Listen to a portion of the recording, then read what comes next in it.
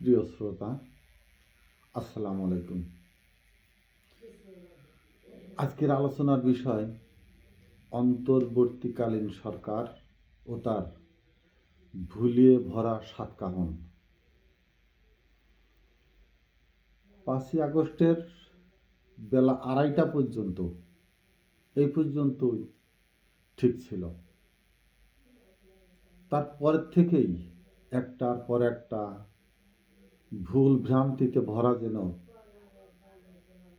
বর্তমান এই সময় পর্যন্ত। অন্তর্বর্তীকালীন সরকারের লোকনির্বাচন, অন্তর্বর্তী সরকারের শপথ অনুষ্ঠানে বঙ্গভবনে যাওয়া, বঙ্গভবনে উপস্থিত মেহমানদের কিছু কিছু ব্যক্তির অনধিকার প্রবেশ, সবকিছু মিলেই যেটা হলো সেটা যা হোক কোনো রকমের কানামে খুড়া ছেলের বিবাহ অনুষ্ঠানের মতোই একটি পার্বণ শেষ হলো। যেহেতু সরকার প্রধানের দায়িত্ব নিলেন ডক্টর ইউনূস, স্বভাবতই কিছুটা আমেরিকান সহানুভূতি পেতেই হয়তোবা আমেরিকান ঘেঁষা বা আমেরিকার থেকে অর্থ আমদানি করা এনজিওগুলোই বেশি প্রাধান্য পেল, যেন আমেরিকা তাদের মাধ্যমে হয়তো কিছুটা সহানুভূতি দেখাতে পারেন। তারপরে হয় এটা সত্য ছিল,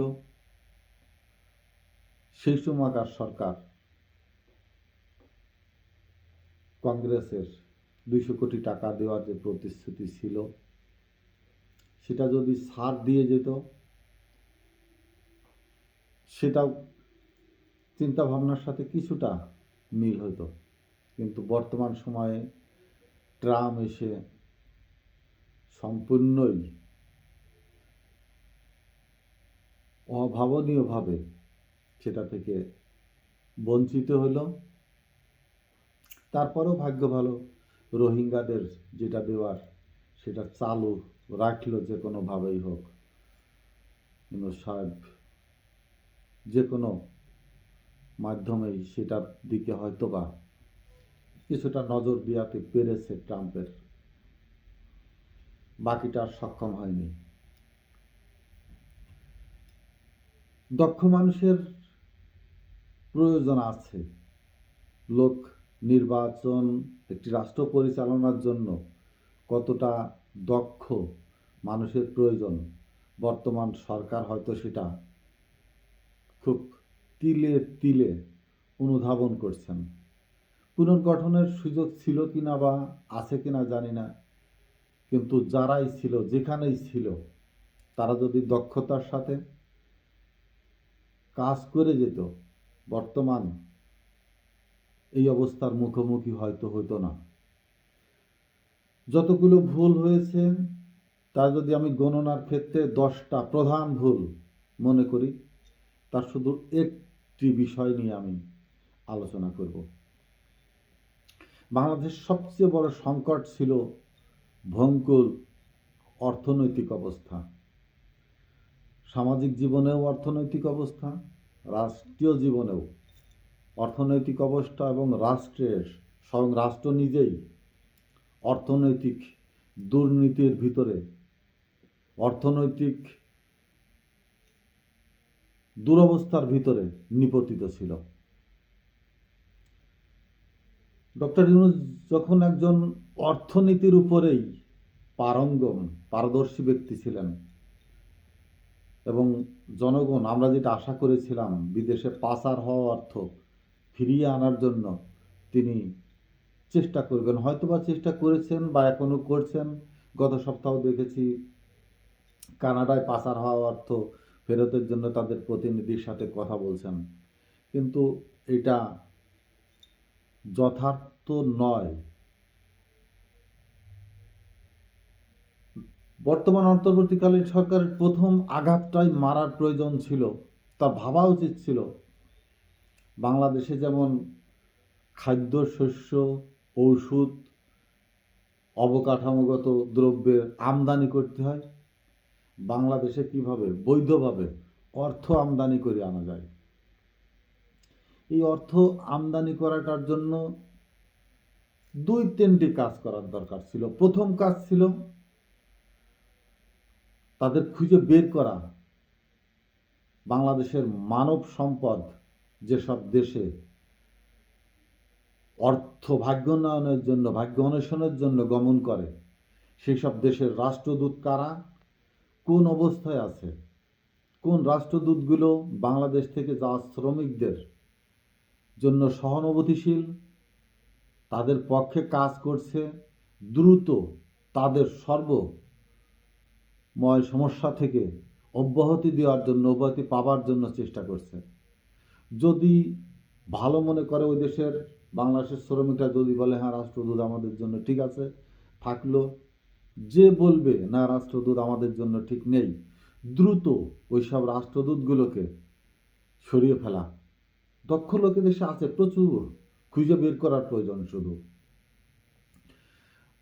বেশি না তো, 20-30-25টা দেশের, বিশেষ করে মধ্যপ্রাচ্যের দেশগুলো, ইউরোপের কিছু কান্ট্রি, আমাদের দেশ থেকে যেসব দেশে যায়, মালয়েশিয়া, ব্রুনাই, বিশেষ করে সিঙ্গাপুর, যেসব দেশ থেকে বেশি রেমিটেন্স আসে, এইসব দেশের রাষ্ট্রদূতদেরকে পুনর্গঠন করা, অ্যাসেম্বলিকে পুনর্সংগঠিত করে বর্তমান সময়ের প্রেক্ষাপট ভিত্তিক, বর্তমান সময়কে সমর্থনকারী দক্ষ মানুষগুলোকে সেই সব দেশে দ্রুত বদলি করা হোক, করে সেসব দেশের সাথে লিয়াজু করে, সেসব দেশের সাথে কথা বলে মিনিমাম 6 মাসে একবার কমপক্ষে, নিজের কমপক্ষে 3 থেকে 4 লক্ষ বেকার, শিক্ষিত থেকে অশিক্ষিত, কর্মদক্ষ বিভিন্ন সেক্টরের যুবক ছেলেপেলেদেরকে এই রেমিটেন্স অন্বেষণের জন্যই পাঠানো উচিত ছিল। যেমন আমাদের দ্রব্যমূল্য আমদানি করতে হয়, ঠিক সেইভাবেই অর্থ আমদানি করার জন্যই এইসব জনশক্তিকে তাদের পারিবারিক ভাগ্য উন্নয়নের সাথে রাষ্ট্রের যে উন্নয়ন সাধিত হয় সেদিকে নজর দেওয়া। কিন্তু ডক্টর ইউনূস এবং তার সাথে যে অন্তর্বর্তীকালীন সরকারের বিভিন্ন উপদেষ্টাগণ এদিকে কি এক বিন্দু ভ্রুক্ষেপ করেছে? মালয়েশিয়ায় যারা যেতে পারেনি আমলিগ সরকারের সময়, সেই জায়গাটা পর্যন্ত মীমাংসায় চূড়ান্ত জায়গায় পৌঁছাতে পারেনি। এর অন্তরায় কারা? না পাঠানোর পিছনে কোথায় বাধা? এই সব জায়গাগুলোকে কি অন্তর্বর্তীকালীন সরকার মোটেও কোনো পদক্ষেপ নিয়েছে? শুধু সংস্কার টেবিল ওয়ার্ক, আমি এর আগেও বলেছি, টেবিল ওয়ার্ক কমিটি করে দেওয়া হয়েছে, তারা কাজ করেছে। তো অর্থ, দেশ তো বহমান, আবহমান, চলমান, প্রক্রিয়াধীন, সমস্ত কিছু নিত্য সময়, প্রতিটা মুহূর্তে এদেশের চালিকা শক্তি হিসাবে সরকারের যে দায় দায়িত্বগুলো ছিল, সেই সব জায়গাতে কতটুকুন নিজেদের দুর্বলতা প্রকাশ করে ফেলেছেন অনেক আগেই। তাদের অপারগতাটা ডক্টর ইউনূস সাহেব নিজেও এক সাক্ষাৎকারে যেমন বলেছিলেন, কিন্তু তার সেটা আমরা সহানুভূতির সাথে, সাধারণ জনগণ সহানুভূতির সাথেই নিয়েছিল যে তারা নূতন সময় লাগবে। কিন্তু সেই সময়টা কালক্ষেপণ করে তাদের যে ন্যায্য অবস্থা, এটা তো আস্তে আস্তে আরও বহিঃপ্রকাশ হয়ে আসছে।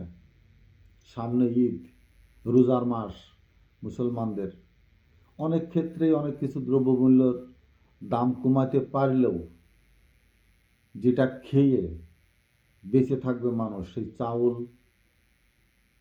বা গরিবের ব্যবহৃত যে দ্রব্যপণ্যগুলো, তেল, যেগুলো নিত্য নতুন দরকার, সেই দ্রব্যমূল্যের দাম আয়ত্তে যেমন আনতে পারেনি, থাক নজিরবিহীন মূল্য হয়ে যাক, বিশ্ববাজারের সাথে বলবেন বিশ্ববাজারে ডলারের দাম বেশি, সব কিছু, কিন্তু বিশ্ববাজারের সাথে তাল মিলিয়ে এদেশের যে জনশক্তি ছিল, সেই তাল মিলিয়ে সেই জনশক্তিকে কি অর্থ উন্নয়নের দিকে এগিয়ে নেওয়ার যে পদক্ষেপ, সেটা কি সরকার যথাযথভাবে পূরণ করার চেষ্টা করেছে?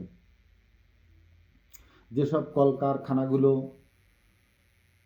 প্রতিহিংসামূলকই বলি, যদি আমি ধরে নিই গাজীর যে ফ্যাক্টরি, নারায়ণগঞ্জের বা বেক্সিমকোর কথা বলা হয়, বড় বড় যেসব ফ্যাক্টরিগুলো পুড়িয়ে দেওয়া হলো, বন্ধ করে দেওয়া হলো, এগুলো কি দেশের অর্থ উন্নয়নের পক্ষে কাজ করবে? এগুলোর কি উচিত ছিল? এটা দূরদর্শিতা কাকে বলে? যদি এগুলো তৎকালীন সরকারের, সাবেক সরকারের কারো সম্পদ, গোষ্ঠীগত সম্পদ হয়ে থাকে, সেগুলোকে দ্রুত সরকারের নিয়ন্ত্রণে নিয়ে, সরকারি প্রশাসক নিয়ন্ত্রণ করে, সরকারি পর্যবেক্ষণের জন্য কর্মকর্তা নিয়োগ করে দিয়ে এইগুলো যদি চলমান থাকতো, যেমন উৎপাদনমুখী থাকতো, উৎপাদন থেকে আয় আসতো, তেমনি এই বেকার মানুষগুলো আয়ের পথে থাকতো, তাদের পরিবার পরিজন নিয়ে। দেশে একজন বেকার সৃষ্টি হওয়া মানে সেটাও দেশের একটা বোঝা হয়ে দাঁড়ানো।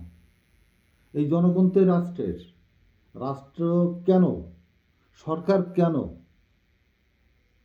একজন মানুষকে তার কর্মদক্ষতার উপযুক্ত কর্মস্থল যদি তৈরি করে না দেওয়া হয়, সরকারের কি প্রয়োজন?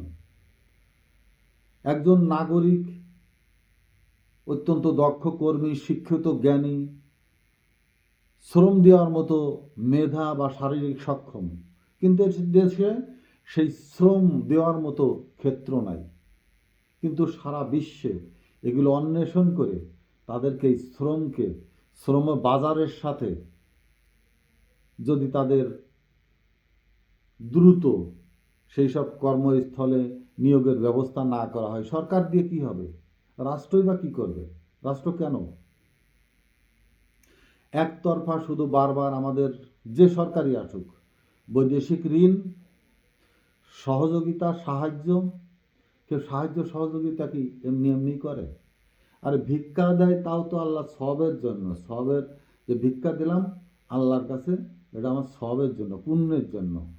তো কেউ সাহায্য যদি করতে চায়, একেবারে কি শুধু শুধু করতে চায় কেউ?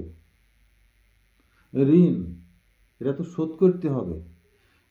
ঋণ নিতে নিতে দেনা হইতে হইতে বাংলাদেশ বিক্রি করলেও তো সেই দেনা শোধ হওয়ার মতো সুযোগ নেই। এই জনগণের শ্রম দিয়ে ঋণ কি কোনো সরকার দিয়ে যাবে? আওয়ামী লীগ যেটা করে গেছে, কি আওয়ামী লীগ এই দল এই ঋণ শোধ করবে? যে সরকারি আসুক, ঋণের উপরে নির্ভর হয়ে তারা নিজেদের ভোগ বিলাসিতার জীবন যাপন করে যায়, দেশের জনগণকে ঋণগ্রস্ত করে, অর্থনৈতিক অবস্থাকে পঙ্গু করে এই দেশের জনগণকে গরু গাধার মতো লাঙলের জোয়াল ঘাড়ে চাপিয়ে দিয়ে নিঃস্ব পঙ্গু করে রাখা হয়েছে এদেশের সাধারণ মানুষকে।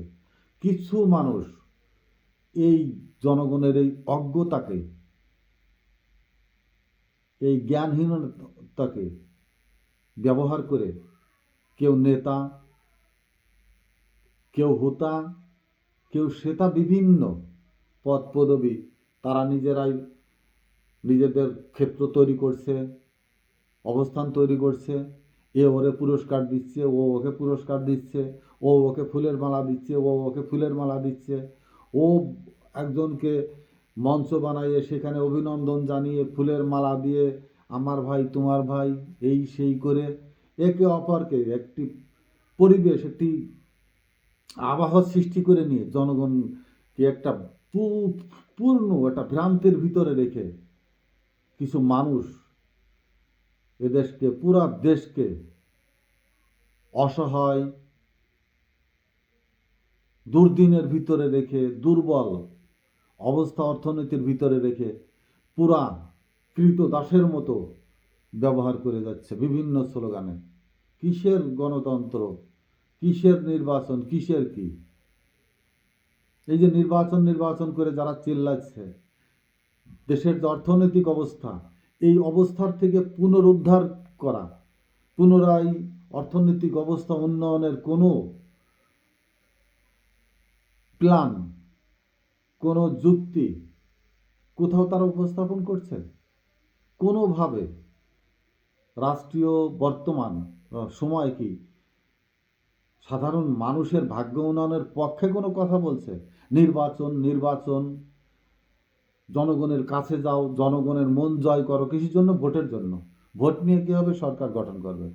সরকার গঠনের পর কি হবে? যেটুকু আছে কেউ চেটে পুটে খাবে, তারপরে আবার সেই ঋণ, আবার সেই ঋণ। অর্থাৎ ঋণ নিয়ে তারা ভাগ বাটোয়ারা করে তাদের সেই ভোগবিলাসী জীবন পূরণ করে তারা তাদের মতো বিদায় নেবে, আবার আর একজন আসবে। কিন্তু এর থেকে জনগণের উত্তরণের পথ কোথায়? এই পথটা খোঁজার সময় তো ছিল এই অন্তর্বর্তীকালীন সরকারের সময়, ডক্টর ইউনূসের সময়। বিদেশে যেসব দেশে শ্রম বাজারের বড় বাজার, এগুলো খুঁজে বের করে সেই সব দেশে অন্তত 3, 4, 5 লাখ যুবককে যদি বিদেশে পাঠানো হতো, সেই সুযোগ তৈরি করে দেওয়া হতো স্বল্প খরচে, অতি সহজে। প্রধান কাজটাই তো ছিল অন্তর্বর্তীকালীন সরকারের এইটা। এইসব ছেলেপেলে দেশের বাইরে থেকে রেমিটেন্স পাঠাতো, একটি পরিবার স্বাবলম্বী হতো। দেশ, একটি পরিবার স্বাবলম্বী হওয়া মানেই দেশ আর একটা শক্তির উপরে দাঁড়ানো, দেশের অর্থ দেশের উন্নয়নের কাজে ব্যয় করা। এই টিসিবি দেওয়া, এই বিধবা ভাতা, এই ভাতা, সেই ভাতা, এসব না দিয়ে জনগণকে কিভাবে শক্তিশালী অর্থনৈতিক ভিতের উপরে দাঁড় করানো যায়, সেটাই তো সরকারের প্ল্যান থাকা উচিত। জনগণকে পঙ্গু রেখে, অভুক্ত রেখে, ভয় দেখিয়ে, ত্রাসের সৃষ্টি করে, বিভিন্ন কৌশলে ফেলে অসহায় ভিতরে রেখে এবার বয়স্ক ভাতা, টিসিবি দিচ্ছি, লাইনে দাঁড়াও, এই করো সেই করো, এইভাবে আমরা তোমাদেরকে দিচ্ছি। সরকার কেউ কোথাও থেকে এনে দেয়? ও 5 কোটি টাকা নিলে জনগণ 1 টাকা পায়। হাজার হাজার কোটি কোটি টাকার মালিক প্রতিটি নেতা, রাজনৈতিক নেতা, ব্যবসায়ী, সচিব। আর বাংলাদেশের জনগণ 1 কেজি পেঁয়াজ, 1 কেজি ডাল, 1 কেজি তেলের জন্য দীর্ঘ লাইন ধরে, টিসিবির লাইন ধরে দাঁড়িয়ে আছে এই মধ্যবিত্ত, নিম্ন মধ্যবিত্তরা। 5ই আগস্ট প্রথম সৃষ্টি হয়েছে। মানুষকে জাগাইতে হবে, মানুষকে বোঝাইতে হবে, এইসব লোভী, এইসব আত্মভোলা, স্বার্থবাদী, স্বার্থন্বেষী যারা শীর্ষস্থানে বসে নিজেদের ভাগ্য ছাড়া আর কোনো কিছুই চিন্তা ভাবনার ভিতরে নাই, দেশের জনগণকে অসহায় অভুক্ত রেখে তাদের সহানুভূতি দেখানো নাটক থেকে জনগণকে নিজেদের জায়গায় নিজেদের তৈরি করে নিতে হবে। 5ই আগস্টের মতো আবারও বার নিজেদেরকে রুখে দাঁড়াইতে হবে, নিজেদের ভাগ্য উন্নয়নের জন্য, নিজেদের অর্থনৈতিকভাবে স্বাবলম্বী হওয়ার জন্য। এখনো সময় আছে। আমি অন্তর্বর্তীকালীন সরকারের দৃষ্টি আকর্ষণ করছি, যুবকদের কর্মক্ষেত্র তৈরি করুন, বিদেশি ঋণ, বিদেশি সাহায্যের উপরে নির্ভরশীল না হয়ে এদেশের জনসম্পদকে অর্থনৈতিক মেরুদণ্ড হিসাবে শক্ত ভিতের উপরে দাঁড় করান। একজন মানুষ স্বাবলম্বী হোক, একটি পরিবার স্বাবলম্বী হোক, দেশ এমনিতেই স্বাবলম্বী হয়ে উঠবে। আশা করি চিন্তা ভাবনার ভিতরে রাখবেন। আসসালামু আলাইকুম।